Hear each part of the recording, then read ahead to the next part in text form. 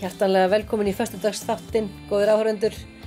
Við fáum marga góða gesti í sófann í dag að venju og við byrjum Dalvík, Júlíus Júlíusson, framkvæmdastjóri Fiskidagsins mikla er komin til okkar. Velkomin. Takk fyrir. Það eru fréttir af fiskideginum Já, sem komu svolítið svona bara skyndilega en þið voru búin að vera að hugsa þetta svolítið. já, þær komu, almenningur kannski upplifir það þannig svona skyndilega þegar... Vá hvað voru snöggir að ákveða sig. En að sjálfsögðu erum við búin að fylgjast með og vera á símafundum og strákarnir í stjórninni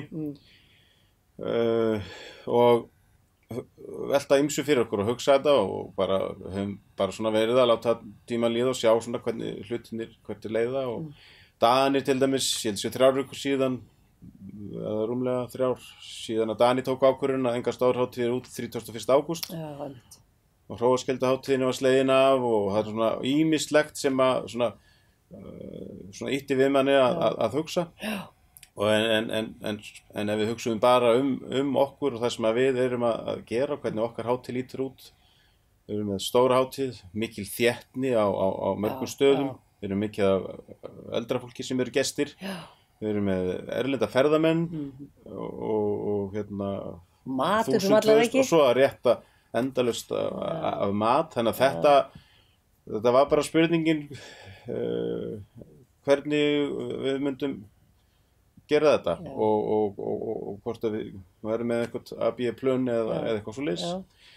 Svo koma páskarnir, við ákváðum bara að fara í páskarfrí og hittast strax til páska á símafundi og sem við gerðum og fórum yfir þetta, þá var nú svona farið að skýrast ýmislegt hér heima líka, þannig að við vorum alveg sammála, þetta er svona erfið, skrítin ákvörðun, eða skrítið að þurfa að gera þetta, þá vorum við algjörlega sammála og erum og svo viðbröðin sem að koma eftir erum við mjög glaðið með, það gleður okkur verulega því það er bara ótrúlega jákvæð og góð viðbröð, allir bara þetta var rétt frábært hjá okkur, fagmannlegt og líka að gera þetta á þessu tíma og allt það, þannig að þetta er bara okkar ákvörðun og við stöndum bak við hana. Og þetta er bara svona alveg clean cut, svo við slettum. Það er ekki neitt, einhver tónleikavariant eða eitthvað svona. Nei, þetta er þetta er afmælisárið okkar, við höfum verið 20 ára í ár, þannig að við ætlum bara að vera 19 ára, 1 ári viðbót og það er bara spennandi. Það er gaman að 19 ára. Já, það lítur að vera og við bara náum að undirbúa okkur enn betur af afmælisárið. Nú verða væntingarnar gríðarlega, þið þurfum að fara í væntingastjórnum kannski. Já. Þau verða að toppa allt sem áður hefur verið gert. Það er spurning hvað, eða hafa eitthvað nýtt og öðruvísi og meira fáa eitthvað. Já, það verður spennandi. Já. En hvernig lítur þá árið út? Þetta er svolítið mikið þitt verkefni, þú ert svolítið mikið í þessu. Hvað getur þá? Já, sko það akkurat þá spyrðu mig, þá er þetta mjög skrítið. Ertu atvinnulaus? Ég er eiginlega svona næstu því. Það eru núna verkefnin hvernig við, þá bara okkar félagið Fiskidagur mikli. Þetta ár nú þurfum við að vinna í því að bara lifa af eða þannig. Og það bara ekki komið á hvernig það verður, hvort að hafa einhver verkefni eða það bara áttur að koma í ljós og ég er náttúrulega kannað lítið fyrirtæki við hjónin, veisluþjónustu og það er 0. Við erum eldum í þyrluskíðamennsku og það er allt værið, það er okkar season núna sko. Þar hefur verið lokað bara. Það er bara allt, þannig að það allt í einu, við hefum ekki átt páskafrí í 7 ár og ekki sumarfrí í 19 ár, þannig að kannski fer ég í sumarfrí. Fátti svo með öllu vill. Já. Hafðu það gott páskana? Já, þetta var dásamlegt.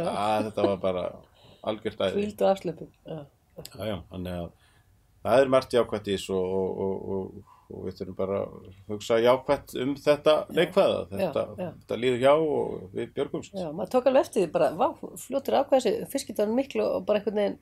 Mér finnst það flott, ég tók eftir þessu einhvern veginn að þetta væri bara búið ákveða og ekkert að hringla með það, ekkert kannski, ekkert plan B, bara svona verður þetta. Ég skil alveg allar svona stórhátíð, það er rauninni oft rétt að það er engið þeirra eins, eða eins bakgrunn eða eitthvað svona, ég skil þessa sem að hafa hafa tekjur og allt það og vilja bíða og sjá og allt það en miðað við svona jákvæðu viðbrögð sem við höfum fengið þá leið almenningi vel með það að það væri svona.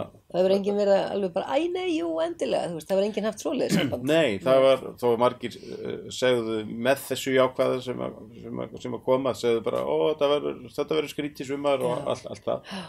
Þá skilja þetta já, bara skilja og eru pínu fegnir. Ég held að við allir almenningur, við erum að standa okkur rosalega vel. Já. Og þessi hluti af því að vilja bara ekki taka neinar svona áhættur, klárum verkefnið eins og ég kalla það.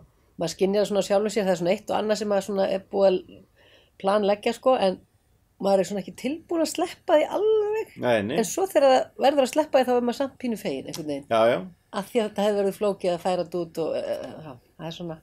Já, það er margt í mörgum. Já, margt flókið ef við ætlum að taka eitthvað plan P, gera eitthvað sko, þá verður held ég aldrei alltaf sama gleðin og ánægin út því en skil þessa sem eru að hugsa tekjur. Já, eins og íþróttafélög og þessi mót, það annars annar handleikur kannski. Já. Þetta fer einhvern veginn, en takk fyrir að koma í föstudagsþáttinn og segja okkur frá fiskideginum. Við hlökkum tvöfalt mikið til næsta árs. Akkurat. Takk fyrir, gangiði vel. Takk.